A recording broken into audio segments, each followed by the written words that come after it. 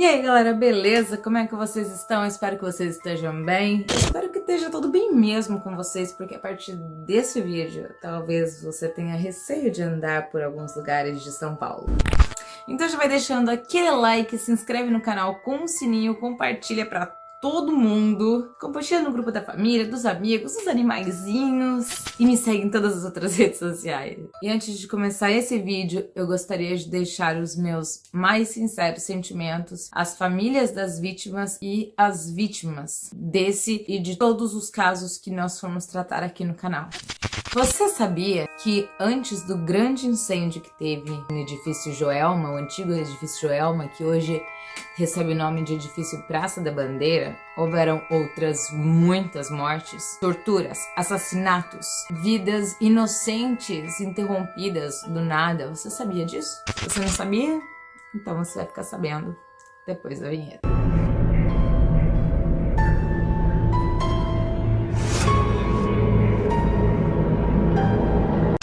Entre os séculos 17 e 18, o terreno onde foi construído o edifício Joelma era um pelourinho. Ou seja, era um lugar onde os escravos que não se comportavam bem ou que não faziam o trabalho de acordo com o que o senhor feudal achava que eles tinham que fazer, eles eram levados lá e torturados muitas vezes até a morte. Então aquele terreno já ficou marcado desde da antiguidade com ódio, com morte, com dor, com tristeza, com agonia. Mais tarde, esse terreno deu lugar a uma casa. Isso foi por volta de 1940, por aí.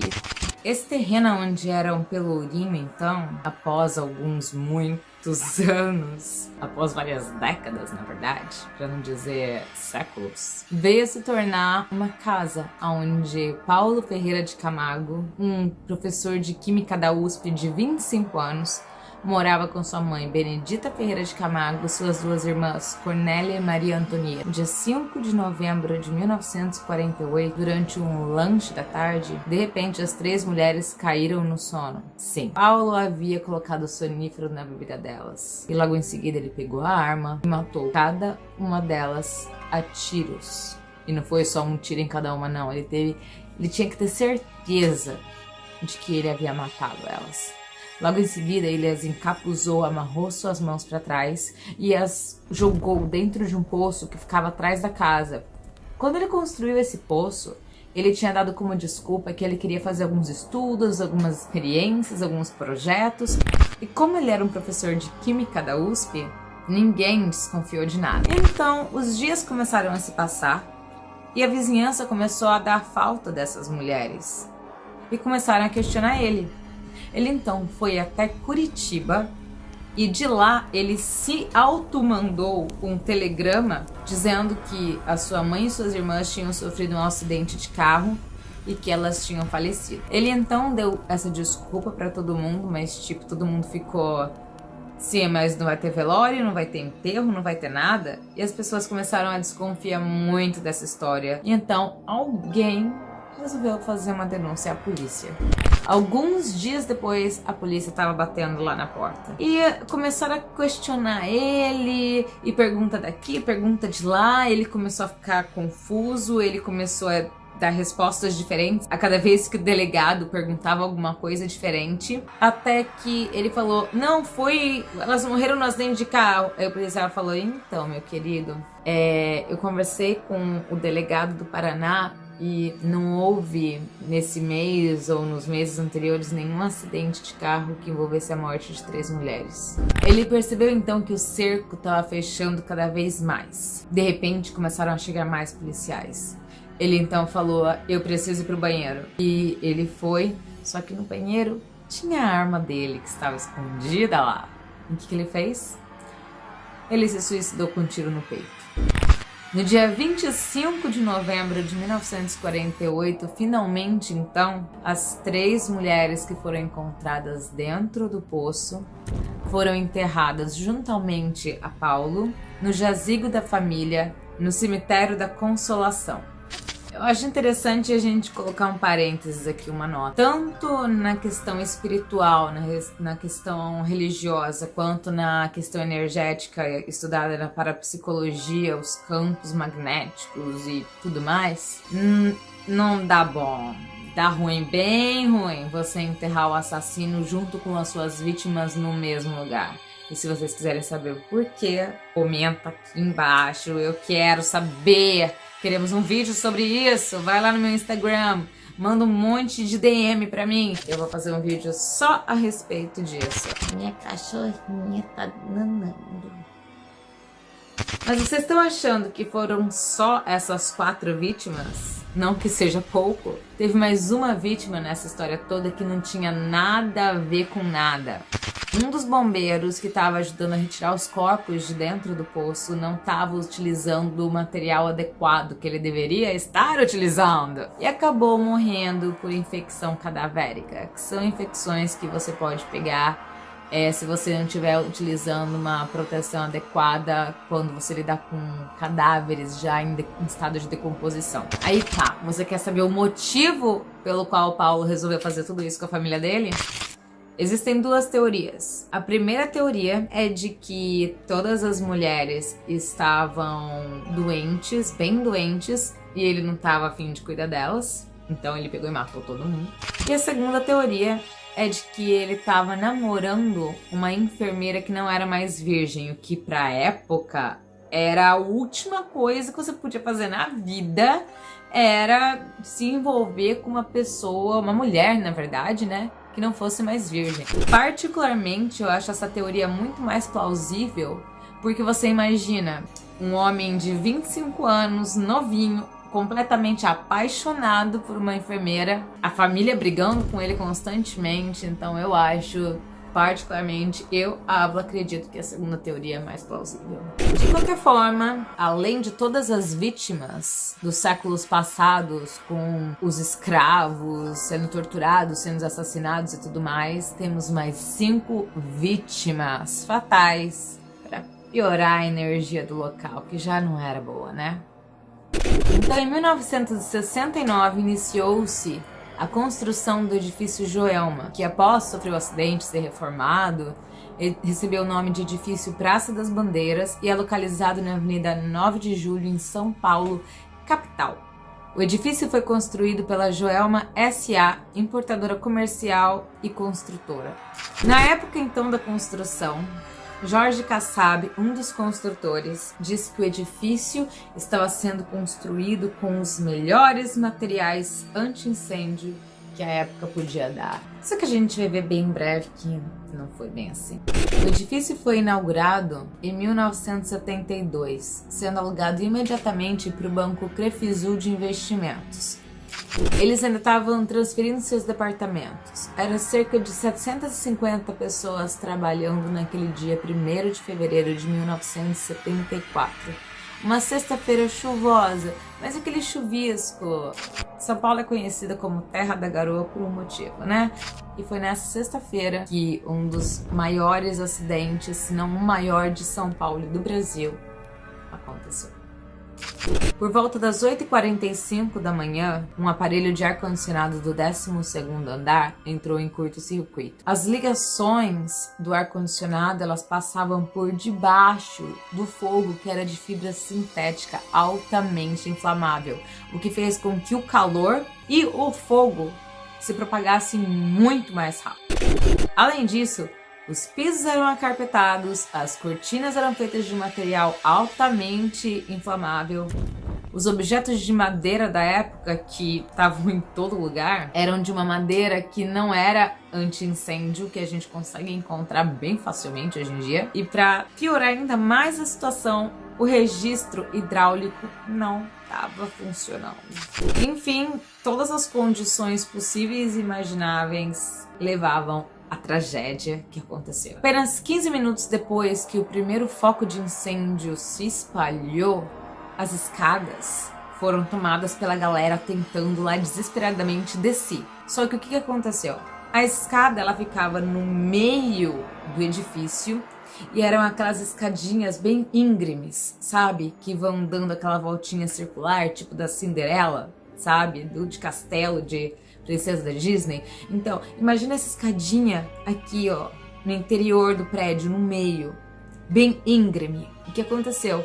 Não tinha corta-fogo. Então a fumaça ela não tinha por onde sair, não tinha janela, não tinha porta, não tinha por onde sair. Então aquela escadaria no meio virou como se fosse uma chaminé. Imagina aquele vapor todo do 12º andar em diante, porque eram 25 andares o prédio. Então imagina aquele fogo subindo, subindo, subindo, o vapor subindo, a fumaça, todos os tóxicos subindo. Assim que as pessoas estavam tentando descer, elas iam desmaiando, e uma ia pisando em cima da outra, uma ia caindo em cima da outra.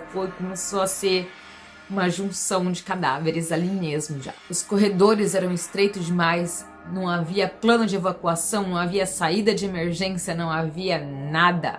Algumas pessoas ainda conseguiram se salvar fazendo o que você não deve fazer de forma alguma em caso de incêndio.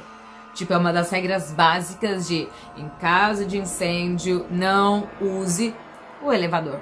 Muitas pessoas conseguiram se salvar, mas infelizmente, após alguns minutos, deu pane no circuito dos elevadores, matando inclusive uma ascensorista no 20º andar. Essa mulher, ela deveria ter sido muito mais reconhecida do que foi. Ela foi uma heroína.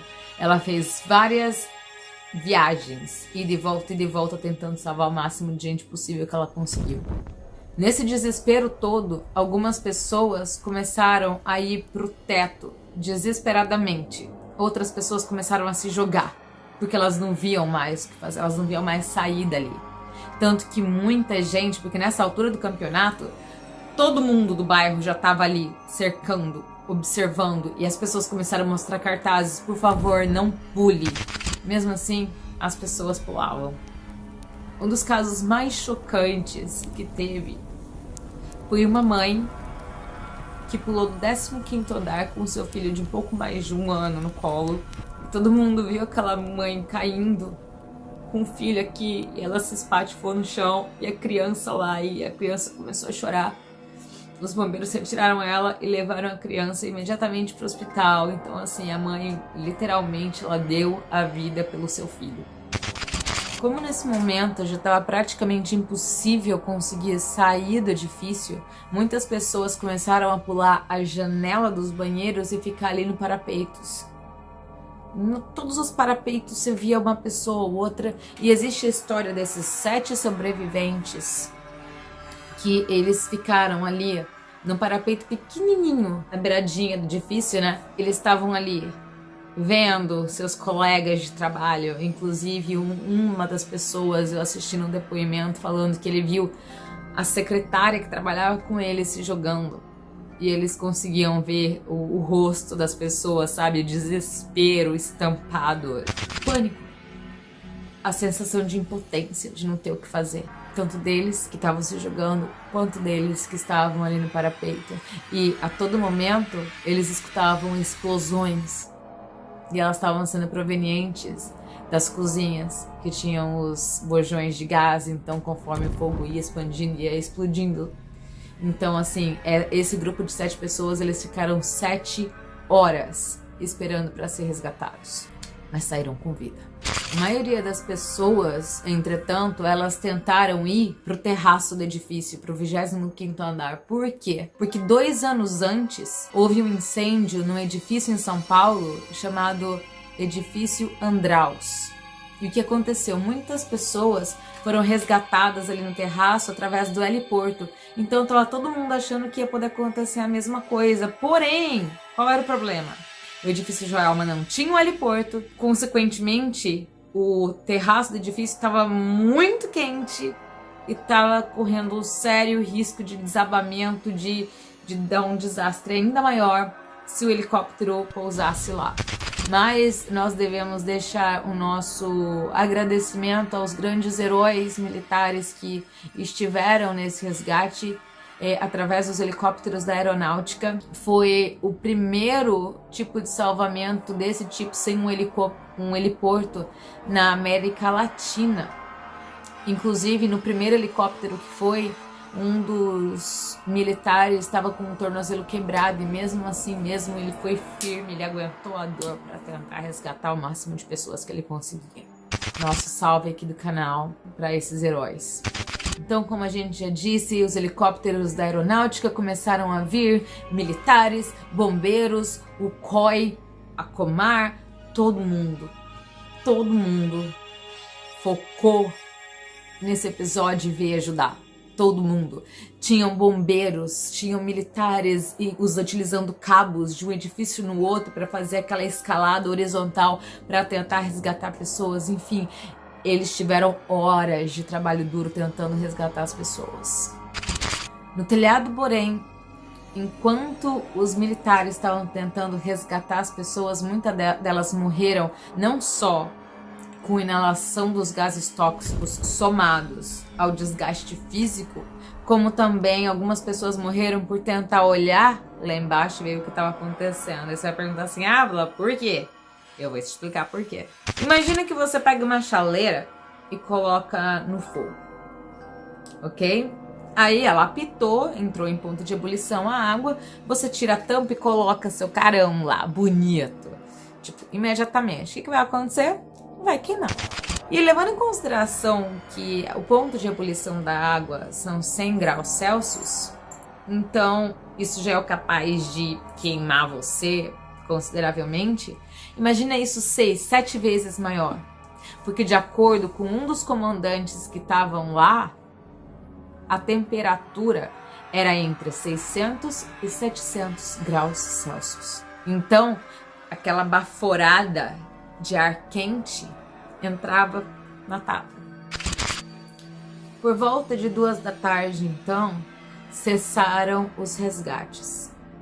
As fontes variam com relação ao número de vítimas e de pessoas feridas, então eu vou colocar aqui mais ou menos, eu vou colocar a média, ok? A média não, né? Eu vou colocar o que pode ser, desculpa os barulhos, minha doguinha está dormindo ao meu lado. Infelizmente, esse desastre teve entre 187 e 191 vítimas fatais. Tivemos entre 300 e 320 feridos e aproximadamente 40 dos mortos foram pessoas que pularam tentando salvar sua vida. Há muitas histórias também que pairam a respeito do edifício Joelma que virou edifício Praça da Bandeira.